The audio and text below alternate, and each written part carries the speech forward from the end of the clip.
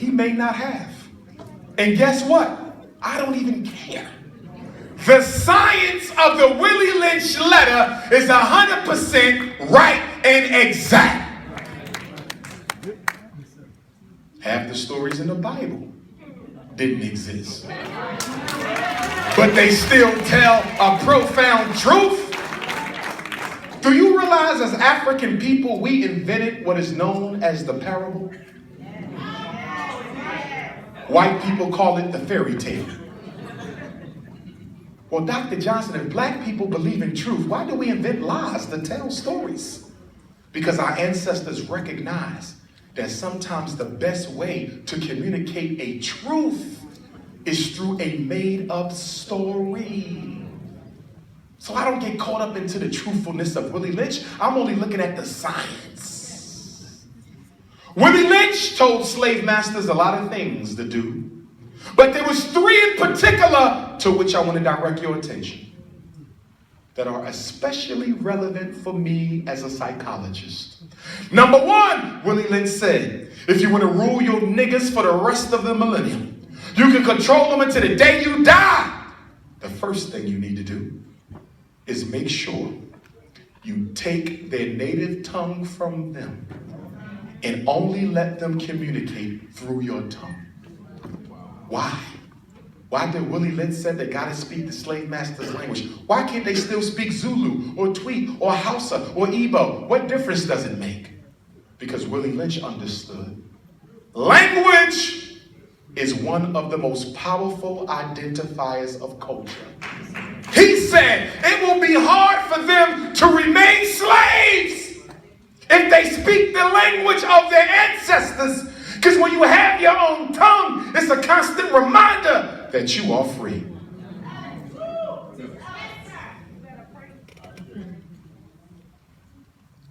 That's why they want your kids to speak standard English.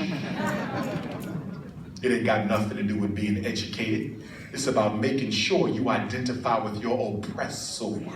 It's about making sure that when you tell your story must always be trapped in the vernacular of your enemy. The reason is so white people can always know what you are talking about. Do you realize we're the only people in America who cannot have a private conversation in front of white people?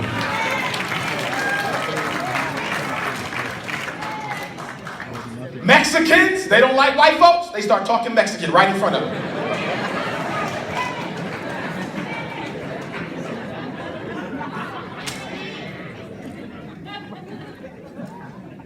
When Hanafi and Balawi from Iraq, in front of the white folks, they don't like it, they start hashishing all day.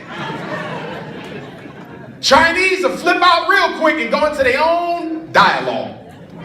Black people trap. That's why Fred Douglass Marcus Garvey Academy, we're going to teach your children how to speak a few African languages, indigenous tongue. I had a Negro email me last month. Doc, aren't you going to teach them Spanish? You know a lot of people speak Spanish. Really? Okay. Are you aware that there's more Nigerians in Nigeria who speak Igbo and Yoruba than there are Spaniards in Spain? So why don't we teach Igbo or Yoruba? It ain't got nothing to do with how many people speak in Spanish.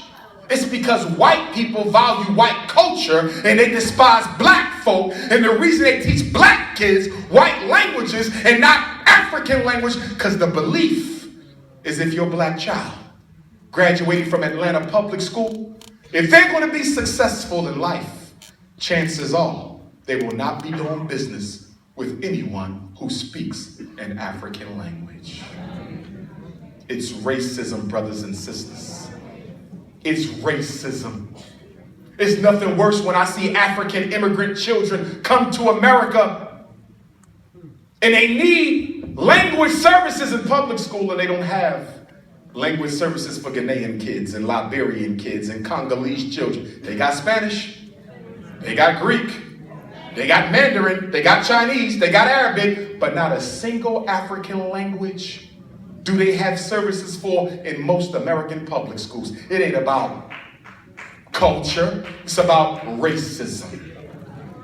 So Willy Lynch said, take the language. Give them yours. But the slave masters didn't do a good job of that. They told Willy Lynch to go to hell. We're not educating these Negroes. And Willy Lynch said, you're making a mistake. Because if you don't teach them your language and stop them from speaking theirs, you will never totally acculturate those people. And guess what has happened? 150 years out of slavery, you still speak an African tongue. Because he did not educate you, he allowed your native language to live on. Our children in Atlanta, they don't speak English, they speak African. They speak Niger Congo dialect. But what do you mean, Doc? They're using English words. Yes, words. But you need to understand, when you deal with language, words are only one part of a language.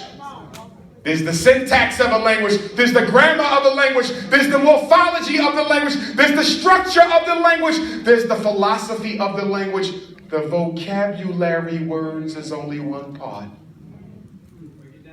You don't believe me that you speak African? Well, then what the hell you running around talking about? So we be fixing to get something for dinner for me. What white person you see fixing to do shit, okay? That's African language. Differences between European language, African language. Difference number one, we do not put strong consonant endings on our words. White people, we are about to prepare supper because Jones and his wife are coming over later to watch the ball game. White culture is about the enunciation of every phoneme in every word.